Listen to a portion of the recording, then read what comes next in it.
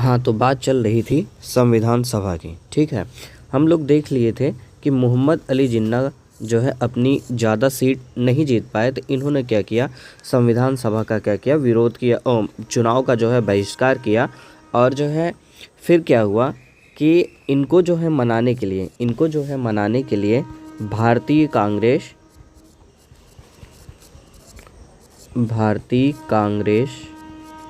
और अंग्रेज़ों ने बहुत प्रयत्न किया। ठीक है, अंग्रेज़ों ने क्या किया, बहुत ज़्यादा प्रयत्न किया, लेकिन मोहम्मद अली जिन्ना नहीं माने, किसी की एक ना सुने। उसके बाद फिर क्या हुआ, 9 दिसंबर 1946 9 दिसंबर 1946 को क्या हुआ, संविधान सभा का पहला अधिवेशन जो है स्टार्ट हुआ। ये आपसे पूछा जाता है कि संविधान सभा का पहला अधिवेशन कब स्टार्ट हुआ था, तो आपको क्या बताना है, 9 दिसंबर 1946 को जो है संविधान सभा का पहला अधिवेशन स्टार्ट हुआ। ठीक है, उसके बाद फिर क्या हुआ कि डॉक्टर सच्चिदानंद सिन्हा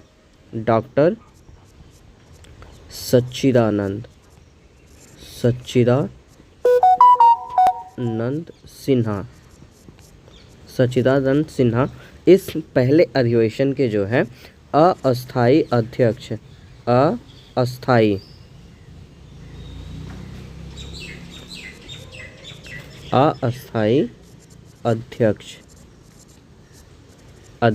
चुने गए। अस्थाई अध्यक्ष चुने गए। ठीक है, और जो डॉक्टर सच्चिदानंद सिन्हा थे, इनका नाम सजेस्ट कौन किया था, इनका नाम जो है सजेस्ट किसने किया था, तो वो थे आचार्य कृपलानी। कौन थे, आचार्य कृपलानी। ठीक, आचार्य कृपलानी ने ही जो है संविधान सभा में खड़े होकर के डॉक्टर सच्चिदानंद सिन्हा का नाम अस्थाई अध्यक्ष के लिए चुना था। और इसके पीछे वजह थी क्यों जो है डॉक्टर सच्चिदानंद सिन्हा को जो है अस्थाई अध्यक्ष के रूप में चुना गया था, क्योंकि ये सबसे वयोवृद्ध थे। क्या थे ये, सबसे वयोवृद्ध यही थे और सबसे पुराने संसदज्ञ भी थे। ठीक, संसदज्ञ भी यही थे, सबसे पुराने संसदज्ञ भी यही थे। ठीक, इस वजह से इनका नाम जो है अस्थाई अध्यक्ष के रूप में नामित किया गया था। ठीक, उसके बाद फिर क्या होता है, उसके बाद डॉक्टर सच्चिदानंद सिन्हा ने जो है उद्घाटन भाषण दिया अपना। ठीक, उद्घाटन भाषण दिया। और इस संविधान सभा के बारे में, ये जो आपकी संविधान सभा, इसके बारे में चर्चिल ने क्या कहा था, इसके बारे में जो चर्चिल थे उन्होंने क्या कहा था। ठीक, उन्होंने ये कहा था कि यह एक ऐसा विवाह है जिसकी दुल्हन ही गायब है। यह एक ऐसा विवाह है जिसका दुल्हन ही गायब है। ठीक, चर्चिल ने क्या बोला था, यह एक ऐसा विवाह है जिसका दुल्हन ही गायब है। ठीक, इस संविधान सभा में 207 मेंबर ने पार्टिसिपेट किया, मतलब सम्मिलित हुए। ठीक, सम्मिलित हुए। ठीक है, 207 मेंबर सम्मिलित हुए। तब आपके मन में एक सवाल आएगा कि टोटल मिला करके 389 मेंबर थे। ठीक, जिसमें से जो है 296 लोगों का जो है पूरा का पूरा जो है मताधिकार करके वो जो है जीत करके आए हुए थे। 296 लोग जो है जीत करके आए थे। तो फिर इतनी कम संख्या क्यों रह गई, इतनी कम संख्या इसलिए रह गई थी, उसका पहला कारण ये है कि जो मुस्लिम लीग थी, उन्होंने क्या किया था, बहिष्कार किया था संविधान सभा का क्या किया, बहिष्कार किया था। इस वजह से ये संख्याएं कम थी। और दूसरा रीज़न ये था कि जो देसी रियासत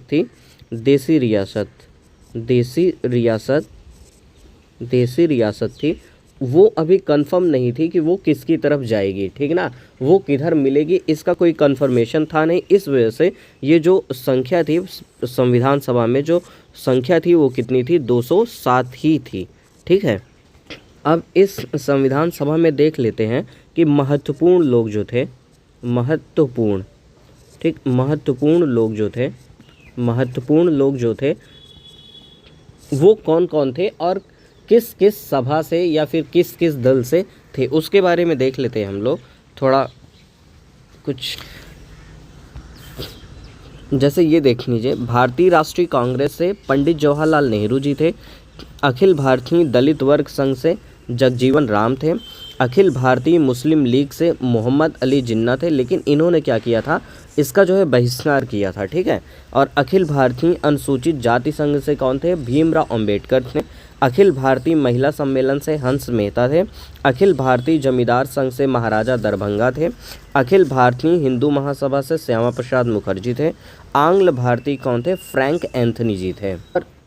और सबसे महत्वपूर्ण बात यह है कि ये जो संविधान सभा थी आपकी, ये जो संविधान सभा थी, इसमें जो है महिलाओं ने भी क्या है, बढ़ चढ़ करके भाग लिया था, ठीक ना। महिलाओं ने भी क्या किया था, बढ़ चढ़ करके भाग लिया था।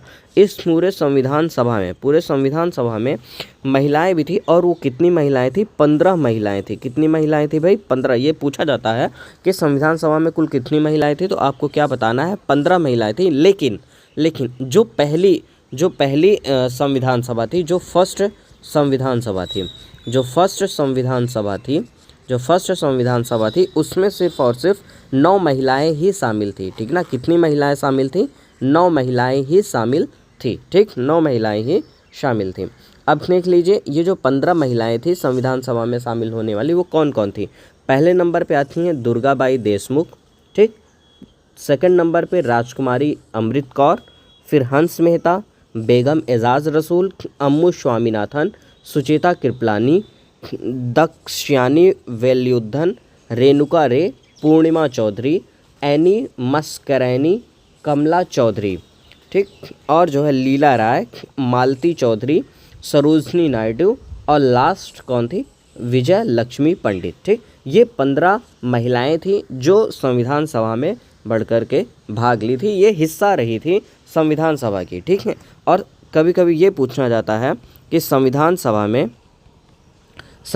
सभा में एकमात्र मुस्लिम महिला कौन थी, तो आपको क्या बताना है, बेगम एजाज रसूल। ये बहुत बार पूछा जाता है कि जो संविधान सभा थी उसमें एकमात्र मुस्लिम महिला कौन थी, तो आपको क्या बताना है, एजाज रसूल को बताना है, ठीक है। क्या थी, कौन थी, नाम भी लिख देता हूँ मैं, एजाज रसूल, ठीक है। ये जो है एकमात्र मुस्लिम महिला थी जो संविधान सभा में भाग ली थी। और कभी कभी ये भी पूछा जाता है कि संविधान सभा में अनुसूचित जनजाति की संख्या कितनी थी, तो आपको क्या बताना है, 33, ठीक है। अनुसूचित जनजाति की संख्या कितनी थी, 33। और ये भी कभी कभी पूछा जाता है, गांधी और जिन्ना क्या संविधान सभा के सदस्य थे, तो नहीं थे। क्या थे, नहीं थे। गांधी और जिन्ना कभी भी संविधान सभा के सदस्य नहीं थे, ठीक है। इस सभा के अंदर जो संविधान सभा था उसके अंदर जो वर्चस्व था वो किसका किसका था, नेहरू जी का था, पटेल जी का था, राजेंद्र प्रसाद का था, मौलाना अबुल कलाम आज़ाद जैसे लोगों का पूरा वर्चस्व इस संविधान सभा के अंदर था, ठीक है।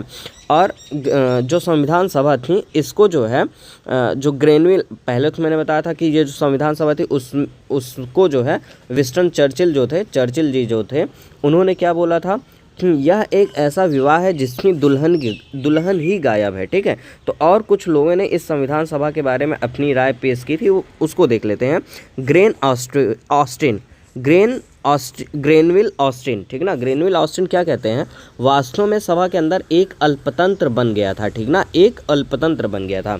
और चर्चिल ने इसे क्या बोला, एक जात की संस्था कहा था, ठीक ना। उन्होंने क्या बोला था, एक जात की संस्था, मतलब इस सभा में लगभग एक जात के लोग हैं, ये चर्चिल का कहना था। और लॉर्ड साइमन ने क्या कहा था, हिंदुओं की संस्था बोला था, ठीक ना, हिंदुओं की संस्था। तो हिंदुओं की संस्था कौन बोला था, लॉर्ड साइमन ने। चर्चिल ने क्या बोला था, एक जात की संस्था कहा था, और एक दुल्हन वाला बात भी चर्चिल ने कहा था। और ग्रेनविल ऑस्टिन ने बोला था वास्तव में सभा के अंदर एक अल्पतंत्र बन गया था, ठीक है। उसके बाद फिर क्या हुआ कि इसके बाद क्या हुआ, 11 दिसंबर 1946 को डॉक्टर राजेंद्र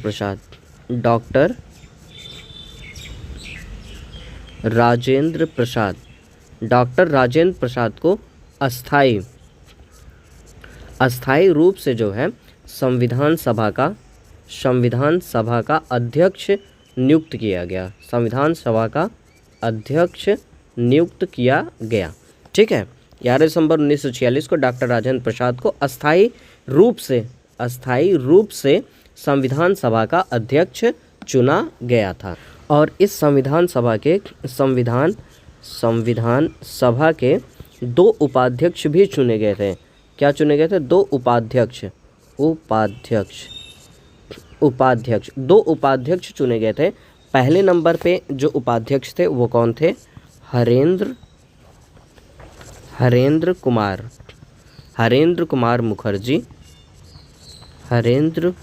मुखर्जी। और दूसरे नंबर पे थे वीटी कृष्णमचारी।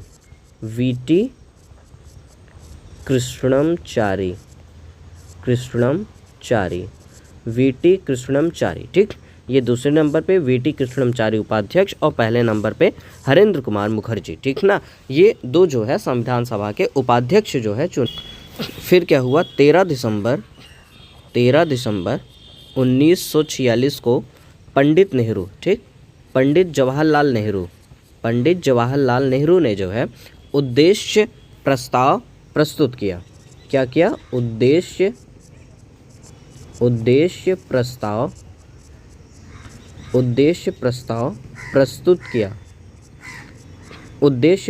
प्रस्तुत किया। ठीक है, लेकिन जो बी आर अम्बेडकर साहब, ठीक, बी आर अम्बेडकर साहब और एम एन रॉय, ठीक, बी आर अम्बेडकर साहब और जो है एम आर जयकर,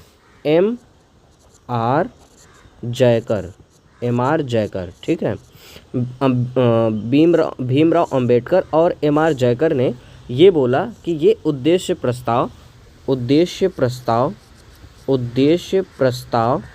तब तक पास नहीं होगा जब तक मुस्लिम लीग नहीं आएगी। ठीक है, जब तक मुस्लिम लीग नहीं आएगी तब तक वो जो है इस उद्देश्य प्रस्ताव को पास नहीं करने देंगे। ठीक है, ठीक, मतलब ये हुआ 13 दिसंबर 1946 को जो है पंडित नेहरू ने एक उद्देश्य प्रस्ताव प्रस्तुत किया, जिसमें बी आर अम्बेडकर और एम आर जयकर ने मिलकर के ये बोला कि ये उद्देश्य प्रस्ताव तब तक पास नहीं होगा जब तक कि मुस्लिम लीग इस संविधान सभा में नहीं आती है। ठीक, आखिरकार 22 जनवरी 1947 को ये उद्देश्य प्रस्ताव जो है पास हो गया। उद्देश्य प्रस्ताव क्या हो गया? पास हो गया। उद्देश्य प्रस्ताव पास हो गया। और 24 जनवरी 1947 को बी एन राव मतलब बेनेगल नरसिंह राव को जो है संवैधानिक सलाहकार के रूप में जो है नामित कर दिया गया।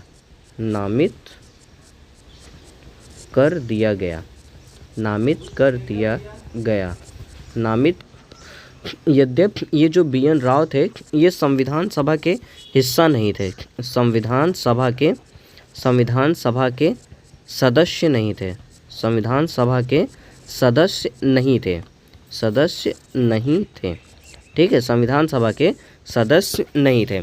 ठीक, तो फिर आपका सवाल आ गया कि इनको क्यों जो है संवैधानिक सलाहकार बनाया गया। तो इनको संवैधानिक सलाहकार इसलिए बनाया गया क्योंकि ये जो है आईसीएस के अधिकारी थे। आईसीएस में क्या थे? ये अधिकारी आईसीएस के क्या थे? अधिकारी थे। और अंतर्राष्ट्रीय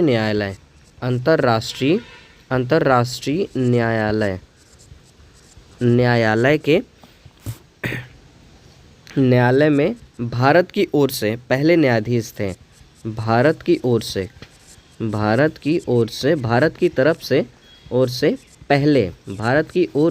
पहले न्यायाधीश थे। पहले न्यायाधीश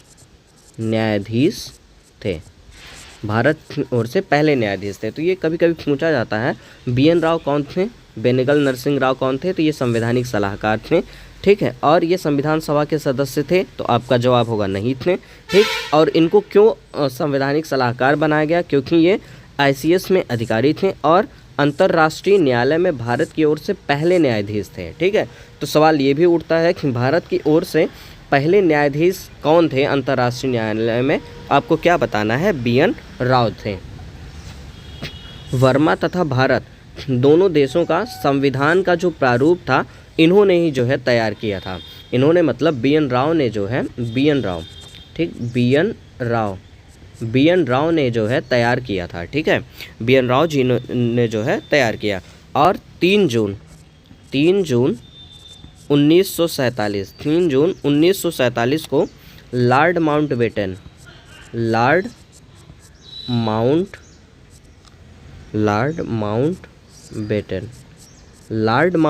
ने ये घोषणा कर दी।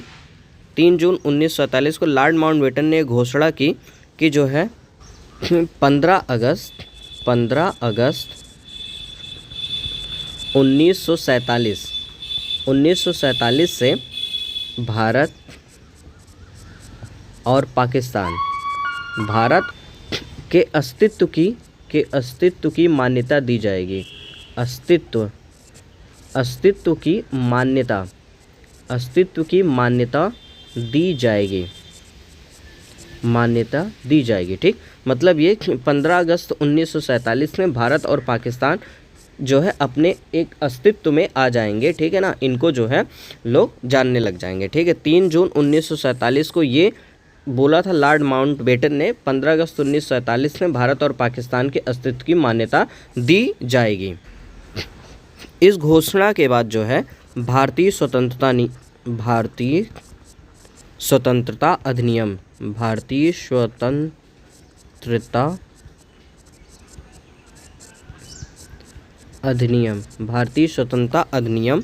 15 अगस्त 1947 लागू हुआ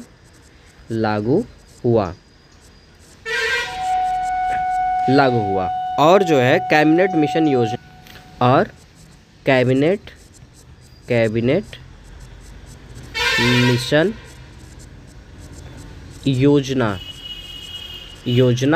समाप्त कर दी गई।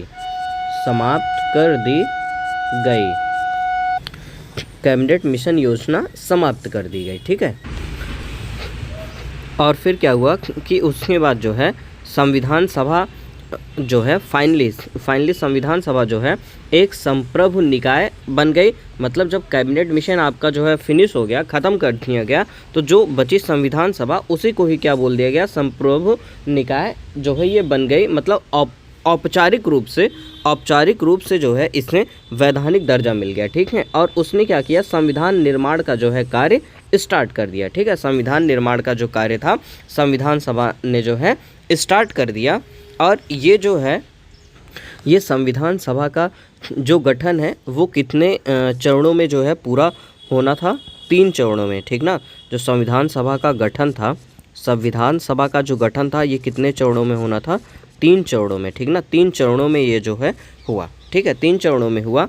जो पहला चरण था वो पहले ही तय था कैबिनेट मिशन के हिसाब से, कैबिनेट मिशन, ठीक ना। कैबिनेट मिशन के हिसाब से था, क्या था, पहले जो उनकी तरफ से जो फिक्स था वो कितने मेंबर थे, 389 थे, जिसमें से 296 जगह पे क्या हुआ था, निर्वाचन हुआ।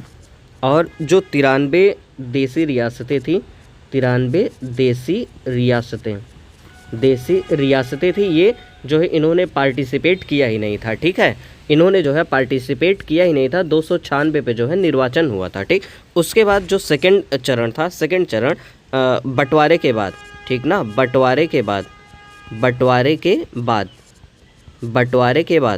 ठीक, बंटवारे के बाद ये जो दूसरा चरण था, दूसरा चरण किसके बाद हुआ, बंटवारे के बाद हुआ। इसमें क्या था कि 3 जून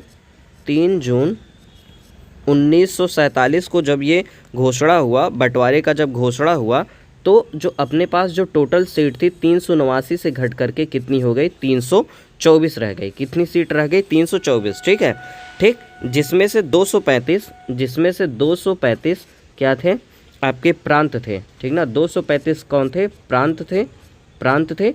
और 89 कौन थे, 89 देसी रियासतें थी।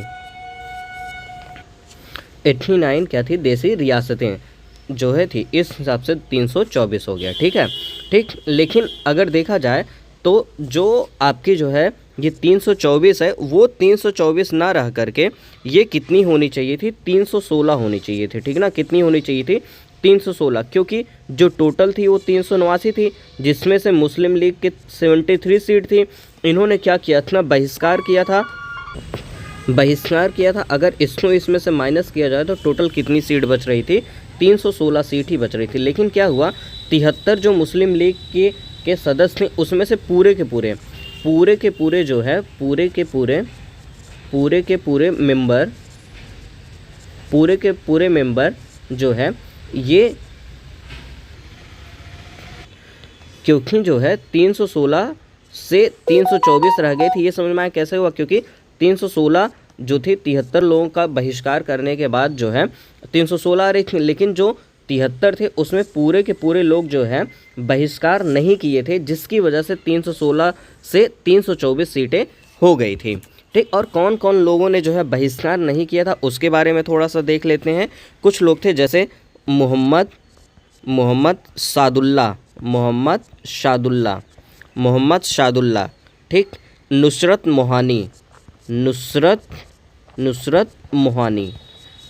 मोहानी, ऐसे बहुत से लोग थे जिन्होंने जो है बहिष्कार नहीं किया था, और उनको जो है इस 324 में जो है काउंट किया गया था। ठीक है भाई, अब आगे चलते हैं, देख लेते हैं फिर क्या हुआ। 15 अगस्त 1947 को संविधान सभा में 299 सदस्य उपस्थित हुए। 299 सदस्य उपस्थित हुए। ठीक, सदस्य उपस्थित हुए, जिसमें से 284 लोगों ने क्या किया, हस्ताक्षर किया।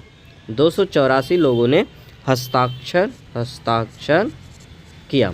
284 लोगों ने जो है संविधान सभा में जो है हस्ताक्षर किया। ठीक, जैसे नुसरत मोहानी जो अभी यहाँ पे मैंने जिक्र किया, नुसरत मोहानी का, जो मुस्लिम लीग से थे, इन्होंने बहिष्कार तो नहीं किया, लेकिन इन्होंने ये बोला कि मैं हस्ताक्षर नहीं करूँगा क्योंकि मैं इसे नहीं मानता हूँ। ठीक, इन्होंने पार्टिसिपेट तो किया था, लेकिन जो है हस्ताक्षर नहीं किया था। तो ऐसे बहुत से लोग थे जिन्होंने हस्ताक्षर नहीं किया। ठीक है, इस वजह से 284 लोग ही हस्ताक्षर कर पाए थे। ठीक है, ठीक। उसके बाद फिर क्या हुआ, भारत की स्वतंत्रता दिवस के लिए आप ये जो 15 अगस्त 1947 का जिक्र किया गया है, इसको 3 जून को जो है लॉर्ड माउंटबेटन ने बोला था कि 15 अगस्त 1947 से जो है पाकिस्तान और इंडिया जो है ये दो अस्तित्व में आ जाएंगे। ठीक, तो ये 15 अगस्त ही क्यों चुना गया?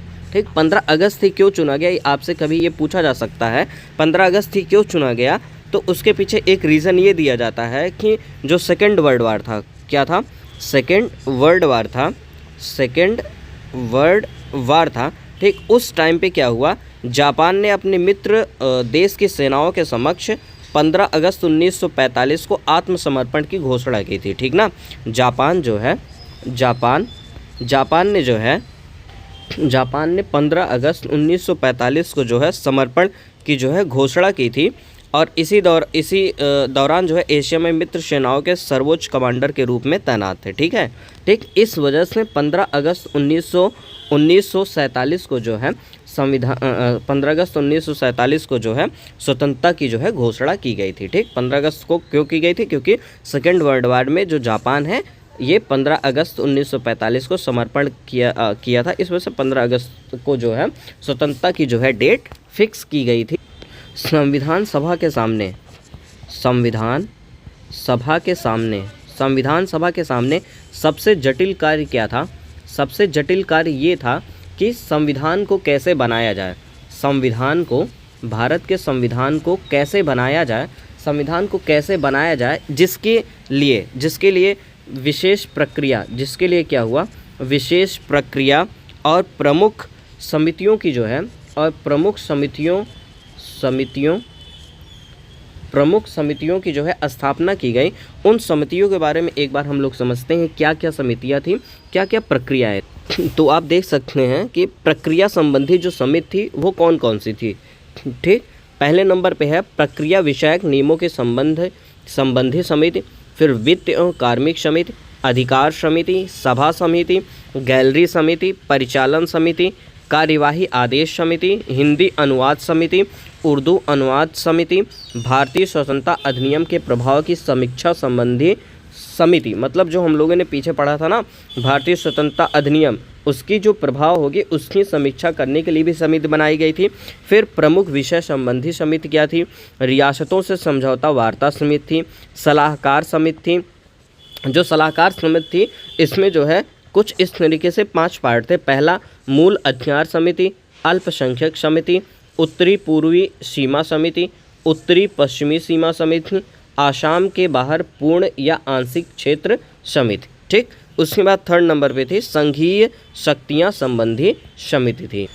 ठीक, उसके बाद क्या है, संघीय संविधान संबंधी समिति, प्रांतीय संविधान संबंधी समिति, प्रारूप संबंधी समिति, वित्तीय उपबंधों की विशेषज्ञ समिति, मुख्य आयुक्तों के प्रांतों से संबंधित समिति, संविधान प्रारूप को जांचने के लिए सभापति द्वारा बनी विशेष समिति, राष्ट्रीय ध्वज संबंधी अस्थायी समिति। ठीक है, सर्वोच्च न्यायालय संबंधी अस्थायी समिति, भाषाई प्रांतों पर समिति।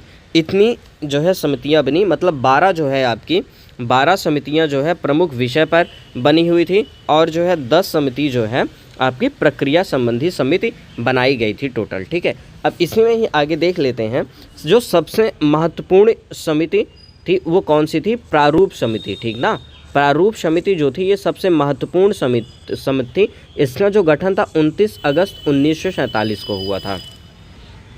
इसको लिखते हैं यहाँ पे, जो प्रारूप समिति थी वो क्या थी, सबसे महत्वपूर्ण समिति थी। कैसी थी, सबसे महत्वपूर्ण समिति कौन थी, प्रारूप समिति थी। ठीक है, जिसका गठन कब हुआ था, 29 अगस्त 1947 को। ये पूछा जाता है प्रारूप समिति का जो गठन था वो कब हुआ था, 29 अगस्त 1947 को हुआ था। ठीक है, और इसी समिति को क्या बोला जाता है, पांडुलेखन समिति भी बोला जाता है। ठीक है, आपसे पूछा जाए पांडुलेखन समिति कौन है, तो आप क्या बताएंगे, प्रारूप समिति को ही पांडुलेखन समिति भी बोला जाता है। ठीक, और इसके जो अध्यक्ष थे वो कौन थे, डॉक्टर भीमराव अंबेडकर जी थे। कौन थे, डॉक्टर भीमराव अंबेडकर। आज यहीं तक करते हैं, बाकी जो है कल से संविधान सभा की नेक्स्ट क्लास करेंगे। Okay, thank you. अगर आपको ये वीडियो अच्छा लगा हो तो प्लीज़ लाइक करें, शेयर करें और सब्सक्राइब करें।